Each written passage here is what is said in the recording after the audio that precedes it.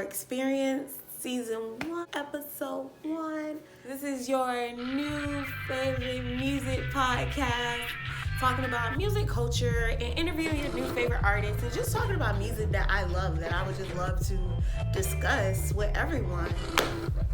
Today's episode, we're talking about my top 10 non-skip albums. Like, I'm talking about albums you put in and track 1, track 10. Like, there's no skipping. You know, all gas, no brakes. And I'm not saying that these bodies of works that I chose are my favorite pieces by the artist. No.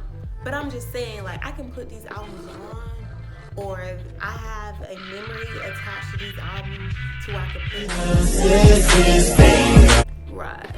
So let's get into it. At number 10, we have Off the Wall by Michael Jackson.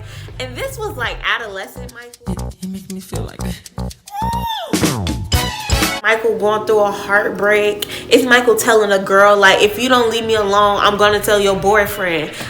Number 9, blkswn-Smino. There was a summer where I listened to it waking up, going to sleep. That was my introduction to Smino, and it was really nice. And I'm hooked. I'm a Smino fan from now on. For number 8, we have Take Care by Drake. And I feel like everyone should have Take Care by Drake on their top 10 list. Like, we're in middle school, like, I wanna. Are you up right now? For number 7, we have Writings on the Wall by Destiny's Child, DC4. And I love this album because I love the way it's sequenced. I love a good sequence album, like an album that tells a story. And I love how they have the commandments of thou shalt not let your man take your car. And if you think about it, all of Destiny's Child hits are on the Writings on the Wall. Say My Name. Pay the bills, keep paying the telephone bills. All of that is on the Writings on the Wall. For number 6, we have Frank by Amy Winehouse. And this album brings out my emotions.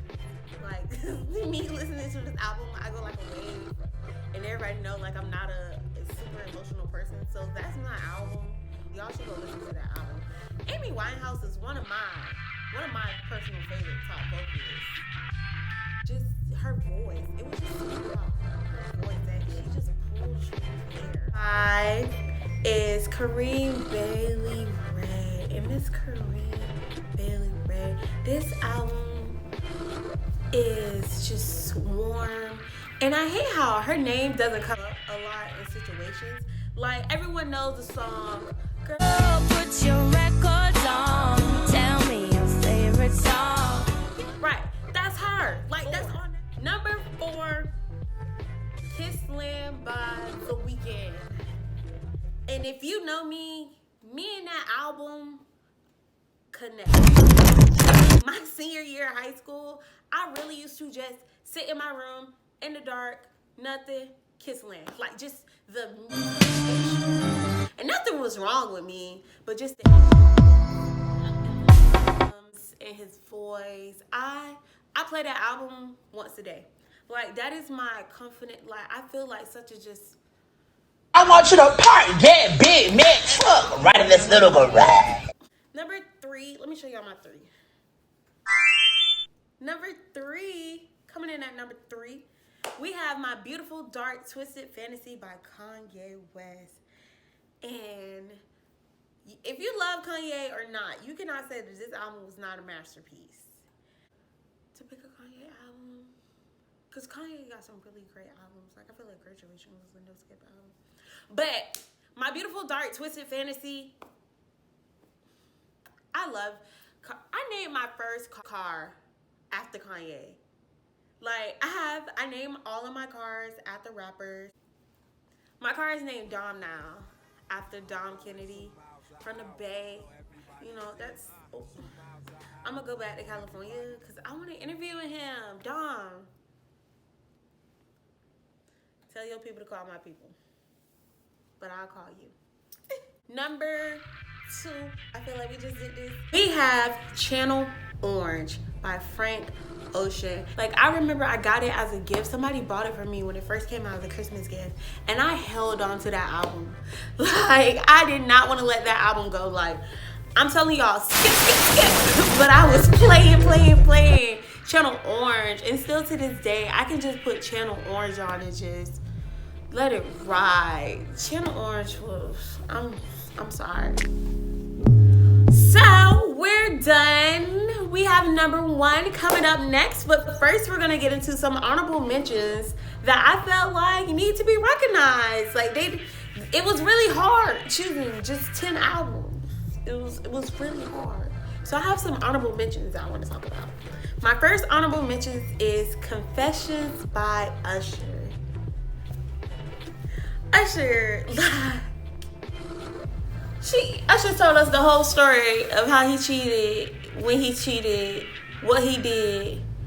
I'm gonna call you back. I'm at the studio, man. So great. I listen to that album a lot. My second honorable mention would be The Miseducation of Lauren Hill. And I feel like that should be a no-brainer. That should be in everyone's top 10 no-skip album. So I'm just giving it its flowers. Thank you, Miss Hill, for that. Honorable mention is 2014 Forest Hill Drive. My last honorable mention is DNA by Kendrick Lamar. I have this, I'm really still into buying CDs. So like a lot of these albums I still have on disc that I listen to. But DNA, I went to the concert in Brooklyn. Shout out to Miss Lady Luck Boutique for that gift. It was beautiful. That's my first time seeing Kendrick in concert, and if he could have a tour like every year after COVID's over, he has my money. What? It's time for number 1. I'm gonna give y'all my top 10 no skip album, and y'all are not gonna believe this. Y'all are gonna be like, what? But I'm willing to bet on it. And I'm gonna just tell you a little background before I get into this album. He gave us 2 of the same title album, just, you know, part 1, part 2, and both of them are no skip. Like, I'm telling you, as soon as I hear that, or as soon as Push Your Love Girl, come on, I'm hooked. And I just love that album for the rebranding of Justin Timberlake, because I'm a really big NSYNC fan. So to see Justin Timberlake thriving, love it. Shout out to Justin Timberlake and the Tennessee Kids, because that is my number 1 top album, and I'll get active about it. I will. But shout out to everyone watching this video. I cannot wait to bring you more content and switch up some things, right? Thank you. Also, you know, some of your top 10 or some skip albums. I'm so excited. The sky is pink and white. If the ground is black and yellow, it's the same.